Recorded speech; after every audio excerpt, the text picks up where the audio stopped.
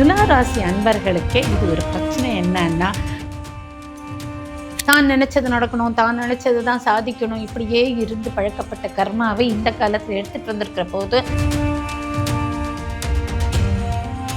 என்னால முடியாதுன்னு சொல்லலாமே. முடியாததை இழுத்து தோல்ல போட்டுட்டு கஷ்டப்பட்டுட்டு நான் தான் கஷ்டப்பட்டேன், ஆனா எனக்கு மட்டும் இதுக்குண்டான பலன் கிடைக்கல. மகானாலே பெரிய இடத்தை உங்களுக்கு அளிக்கக்கூடியவள். நீங்க அதுக்கு டிசர்விங் பீப்புள். உங்களுக்கு அறிவு இருக்கு, உங்களுக்கு உழைப்பு இருக்கு, உங்களுக்கு எல்லாம் இருக்கு. ஆனா நான் நினைக்கதான் சரி, நான்லாம் இந்த வழியில போக மாட்டேப்பா. இது சொல்லுவா நிறையா, எனக்கெல்லாம் இது வேணாம்ப்பா, என்னாலனா இப்படிதான் இருக்க முடியும்ப்பா, என்னால மாற முடியாதுப்பா, இப்படி அந்த ஒரு சின்ன ஒரு இது இருக்கும். அவங்க என்ன நினைச்சிட்டு இருப்பாங்கன்னா,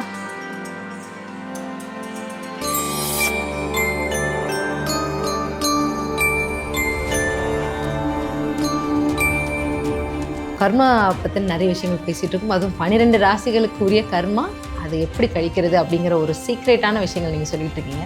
அடுத்து நம்ம பார்க்க போகிறது துலாம் ராசி. இந்த ஒரு ராசியுமே நம்ம இப்படி பார்க்கலாம். ராசி அப்படின்னா சந்திரன் அவர்களுடையது நின்ற ராசி. அவர்களுடைய லக்னம் நின்ற ராசி பார்த்தீங்கன்னா லக்னம். சில பேருக்கு ஜாதகப்படி லக்னம் தெரியும், சில பேருக்கு லக்னம் தெரியாது. அதனால தான் ராசி லக்னம் ரெண்டையும் சொல்கிறேன். இப்போ சில பேர் பார்த்தீங்கன்னா லக்னம் ராசி ரெண்டுத்தினுடைய மந்திராவையும் சொல்ல வேண்டி இருக்கும். ஏன்னா லக்னம் ரொம்ப பவர்ஃபுல்லாக, லக்னாதிபதி அந்த மாதிரி ஏதாவது ரொம்ப பவர்ஃபுல்லாக இயங்கும். ராசி நல்லா இருந்தாக்க கூட லக்னம்லேருந்து அடி விழும். ஸோ இப்போ நான் சொல்கிற கர்மாவையும் அதனுடைய இந்த ஜென்ம வினைகளும் சொல்லிட்டு வரும்போதே இந்த லக்னம் என்னுடையது, இந்த ராசி என்னுடையது, இதனால்தான் எனக்கு இந்த பிரச்சனைங்கிறது நேயர்களுக்கு தெரிஞ்சிடும்.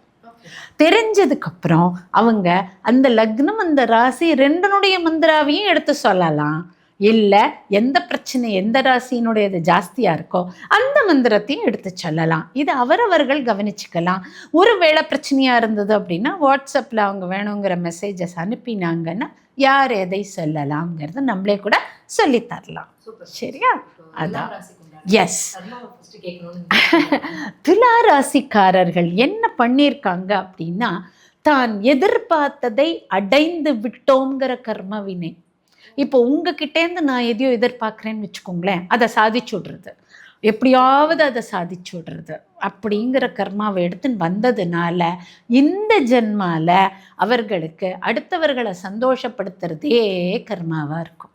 மற்றவர்களை சந்தோஷப்படுத்துறது.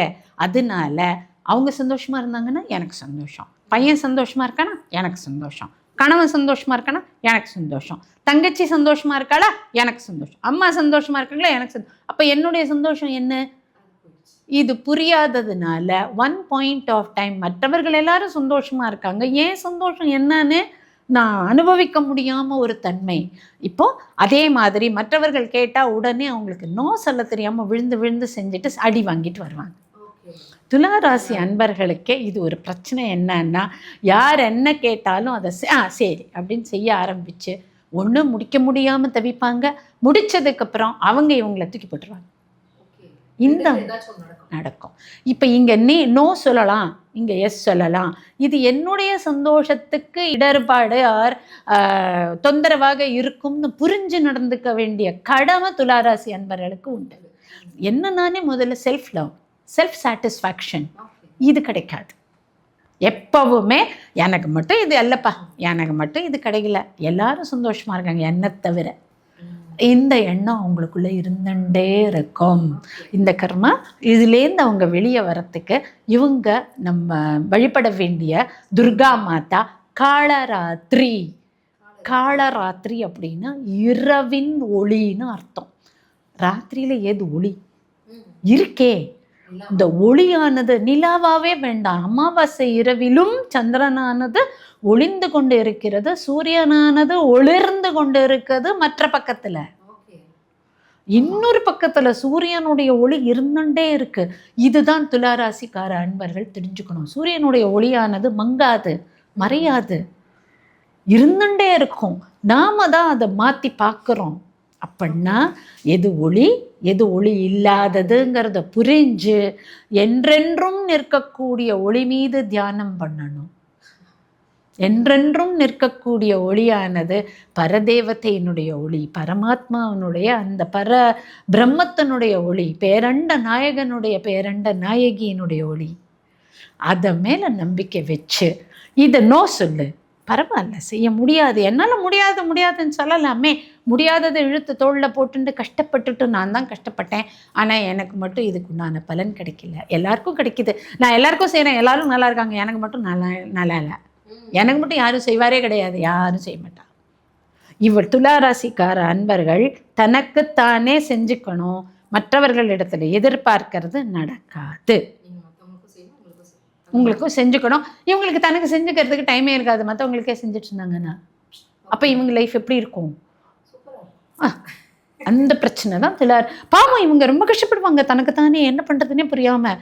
எல்லாருக்கும் செஞ்சனே, எனக்கு செய்ய ஆள் இல்லையே, எனக்கு நான் எப்படி செஞ்சுக்க போகிறேன்? So self love, self satisfaction, saying no, they don't know to say no to anything.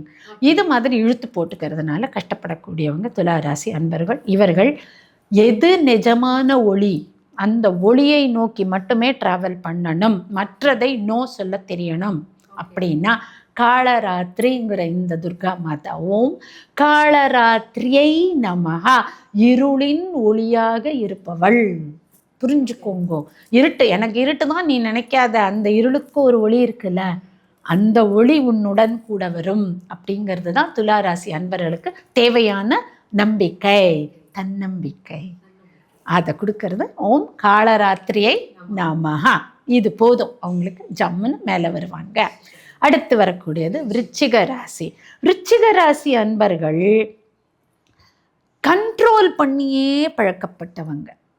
அந்த கர்மாவை எடுத்துகிட்டு வந்து அடுத்து மற்றவர்களுக்கு ஒரு ராஜாவாக இருக்கார். ராஜா என்னுடைய கண்ட்ரோலில் தான் எல்லாம் இயங்கும். ஒரு குடும்ப தலைவன், நான் சொல்கிறபடி செய். இன்னைக்கு கூட நம்ம நிறைய பேரை பார்ப்போம், குடும்ப தலைவி, நான் சொல்கிறது தான் நடக்கணும், மற்றவங்க சொல்கிறதெல்லாம் கொஞ்சம் அடக்கி வாசிங்க அப்படின்னு மற்றவர்கள்ங்கிற அந்த தன்மையை. இப்போ துளாராசிக்காரங்க மற்றவங்களுக்கு செஞ்சே பழக்கப்பட்டவங்க, இவங்க மற்றவர்களை நினைக்காமலே பழக்கப்பட்டவங்க. அப்படி வச்சுக்கோங்க, புரிஞ்சுட்டா? மற்றவர்களை நினைக்கவே இல்லாமல் தான்ங்கிற அந்த தான் நினச்சது நடக்கணும், தான் நினச்சது தான் சாதிக்கணும், இப்படியே இருந்து பழக்கப்பட்ட கர்மாவை இந்த காலத்தில் எடுத்துகிட்டு வந்திருக்கிற போது தன்னுடைய எண்ணங்களை வெளியவே சொல்ல முடியாமல் ரகசியமாக பூட்டி வைக்கும் நிலை வரும்.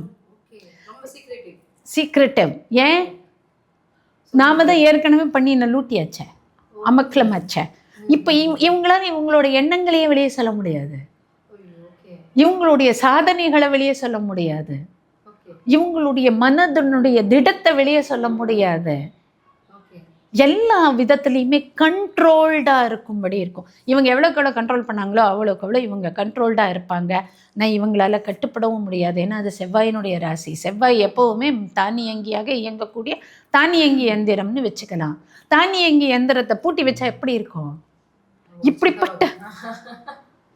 இப்படிப்பட்ட ஒரு மனோநிலை தான் விருச்சிக ராசி அன்பர்களுக்கு. நிச்சயமா விருச்சிக ராசியோ விருச்சிக லக்ன அன்பர்களோ கேட்டாங்கன்னா ஆமாம் நான் இப்படி தான் இருக்கேன்னு ஒத்துப்பாங்க. அந்த மாதிரி ஒரு நிலைக்கு தள்ளப்படுவாங்க. இவங்க மகாகௌரி அப்படிங்கிற துர்காவை நமஸ்கரிக்கும் போது, வழிபடும் போது, மகானாலே பெரிய இடத்தை உங்களுக்கு அளிக்கக்கூடியவள். நீங்கள் அதுக்கு டிசர்விங் பீப்புள். உங்களுக்கு அறிவு இருக்குது, உங்களுக்கு உழைப்பு இருக்குது, உங்களுக்கு எல்லாம் இருக்குது. ஆனால் அந்த இடத்தை அடையும் சக்தியை ரகசியமாக உள்ளே வைத்து கொண்டு அவதிப்படுகிறீர்கள். அந்த அவதியிலிருந்து விடுதலை கொடுக்கக்கூடியவள் மகாகௌரி.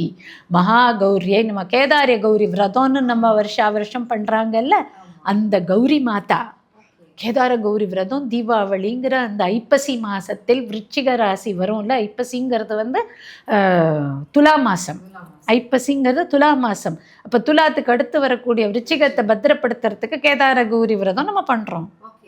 எப்போவுமே 2ஆம் இடம் பலம் இருந்தால் தான் நம்ம நன்னா இருப்போம்னு சொல்லுவோம். அப்போது விருச்சிக மாதத்தில் பலமாக ஏற்படுறதுக்கு துலா மாதத்தில் நம்ம இந்த கேதார கௌரி விரதத்தை எடுத்து தயாராகி விருச்சிக மாதம் வரும்போதே உங்களுக்கு சூரியனுடைய அந்த வெளியில் வரும். சூரியன் துலா மாதத்தில் நீச்சம். அந்த நீச்ச சூரியன் வெளியில் வருது விருச்சிக மாதம்னு சொல்லப்படக்கூடிய கார்த்திகை மாதத்தில். அந்த கார்த்திகைக்கு நம்மளை தயார் பண்ணக்கூடிய அந்த கார்த்திகை போது தான் நம்ம செவ்வாய்க்கு இருக்கக்கூடிய முருகனை கொண்டாடுறோம். இப்படி எல்லாத்தையும் கொண்டாடுறதுக்கு கேதார கௌரி விரதத்தை நம்ம முன்னாடியே எடுத்துக்கிற அளவு நம்ம மூதாதையர்கள் வழிபடுத்திருக்கா. அப்போது விருச்சிக ராசி அன்பர்கள் மகாகௌரியை நமஹா, ஓம் மகாகௌரியை நமஹா, ஓம் மகாகௌரியை நமஹா அப்படிங்கிற மகாகௌரி ஜபம் பண்ணிகிட்டே வர வர தன்னுடைய பலமானது எப்படி வெளிப்படுத்தணும், எங்கே வெளிப்படுத்தணும், எவ்வளவு வெளிப்படுத்தணுங்கிறத புரிஞ்சு செயல்படும் போது ஆத்ம திருப்தியோட நிம்மதியாக வாழலாம் அப்படிங்கிறது தான் விருச்சிகத்துக்கு. அடுத்து வரப்போகிறது தனுசு. தனுர் ராசிக்காரர்கள் என்ன மாதிரி ஃபால்ஸ் கர்மா, அதாவது ஒரு டாக்மெண்டேஷன், ஒரு மாரல் ப்ரிக், அவங்களோட மனதுக்குள்ள ஒரு மாரல் ப்ரிக், அதாவது இந்த வழியில் தான் நடக்கணும் அப்படின்னு மற்றவர்களை கட்டாயப்படுத்தி ஃபால்ஸ் கர்மாவில் இது நீ செய்யலைன்னா கர்மா வந்துடும், செஞ்சால் கர்மா வந்துடும். இன்றைக்குமே கூட நீங்கள் தனுர் ராசிக்கார அன்பர்களுக்கு அது ஒரு குணம் இருக்கும். ஏய் இது நீ பண்ணனா உனக்கு கர்மா ஒட்டிக்கும், இது நீ பண்ணலன்னா இந்த கர்மா ஒட்டிக்கும் அப்படின்னு சொல்லிகிட்டே இருப்பேன். இப்போ கூட அந்த குணம் இருக்கும் அவளுக்கு. அந்த மாதிரி தன்னுடைய மனசில் எது சரியோ அதை மற்றவர்களிடத்துல வச்சு திணிச்ச கர்மா. தனுர் ராசியில் இன்னைக்கு பிறந்தவங்க மற்றவர்களிடத்துல தன்னுடைய ஐடியாஸை வச்சு திணிச்சவர்கள்னு சொல்லலாம். இப்போ பூட்டி இருக்கிற வீட்டுக்குள்ளே உள்ள திணிச்சு வச்சா எப்படியோ அந்த மாதிரி திணித்தவர்கள். அப்படிப்பட்டதுனால இப்போ அவ பண்ணி அந்த கர்மாவை சம்பாதிச்சவங்க, வாங்கிட்டு வந்தவங்க. இப்போ அவங்களுக்கு லேசாக அந்த குணம் இருக்கும். இப்போ கூட நான் நினைக்கிறதான் சரி, நான்லாம் இந்த வழியில் போக மாட்டேப்பா, இது சொல்லுவா நிறையா, எனக்கெல்லாம் இது வேணாம்ப்பா, என்னாலனா இப்படி தான் இருக்க முடியும்ப்பா, என்னால் மாற முடியாதுப்பா, இப்படி அந்த ஒரு சின்ன ஒரு இது இருக்கும். அவங்க என்ன நினச்சிட்டு இருப்பாங்கன்னா, தான் இந்த ஜென்மால அவங்களுக்கு என்ன பிரச்சனை இருக்கும்னா, தான் வழியில் செல்கிறோம் இல்லையா, இதுதான் சரியான பாதை, மற்றதெல்லாம் தப்புன்னு தோணும். இப்போ ஒரு சிவபக்தர்னு வச்சுக்கோங்களேன், சிவபக்தி தான் சரி, அம்பாள் பக்தியோ விஷ்ணு பக்தியோ தப்பு, வேற வேலை இல்லாமல் செய்கிறாங்க. அந்த மாதிரி ஒரு தன்னுடைய பக்தி நிலையில கூட ரெஜிடிட்டி வந்துடும், ஸ்டிஃப்னஸ் வந்துடும். அந்த ஸ்டிஃப்னஸை இந்த ஜென்மாவில் கொடுக்கக்கூடியது தனுர் ராசி அன்பர்கள் பழைய கர்மாவை. இந்த ஸ்டிஃப்னஸ் அவங்க யார் மேலேயோ போன ஜென்மாவில் காட்டியிருப்பாங்க. அப்போ இவங்களுக்கு அந்த ஸ்டிஃப்னஸ் இந்த ஜென்மாவில் வந்துடும். உங்களை நான் திணிச்சது என் மேல் இந்த ஜென்மால திணிக்கப்படும். இதுதானே கர்மா. நான் போன ஜென்மால எதை செய்து தவறாக பயன்படுத்தினேனோ அது இந்த ஜென்மாவில் என் மேல் தவறாக பயன்படுத்தப்படும். இவ்வளவுதான் கர்மா. இந்த கர்மா இப்போ தனுர் ராசி அன்பர்களுக்கு திணிக்கப்பட்டிருக்கும். இவங்களால வேற எந்த விதமான மாற்றங்களுக்கும் உட்பட முடியாத ஒரு சின்ன வட்டத்துக்குள்ள சுற்றி வருதுன்னு சொல்லுவோம் இல்லை, அந்த மாதிரி மாட்டிப்பாங்க. அதுதான் சரி, இதை தாண்டி நான் போக மாட்டேன்ப்பா அப்படின்னு நினைப்பாங்க. அதுவே அவர்களுக்கு ஒரு தடையாக நிறைய விஷயங்களில் இந்த ஜென்மால மேலே போகிறதுக்கு, ஒரு பஸ்ஸு பிரேக் டவுன் ஆகிடுது, நான் அடுத்த பஸ்ஸில் தான் போவேன், நின்றுட்டுருக்கீங்க, ராத்திரி 10 மணி ஆகிடுது, வேறு பஸ்ஸே வரப்போகிறது இல்லை. அதே மற்றவர்கள் என்ன பண்ணுவாங்க, அந்த பக்கமாக வர லாரி காரில் கூட தப்பிச்சு ஓடிப்பிடுவாங்க. இவங்க அங்கேயே நின்றுட்டுருப்பாங்க. யாருக்கு பிரச்சனை இதனால? அந்த மாதிரி வாழ்க்கை பயணத்தை பற்றி நான் பேசுகிறேன், சாதாரணமான பஸ்ஸை பற்றி பேசலை.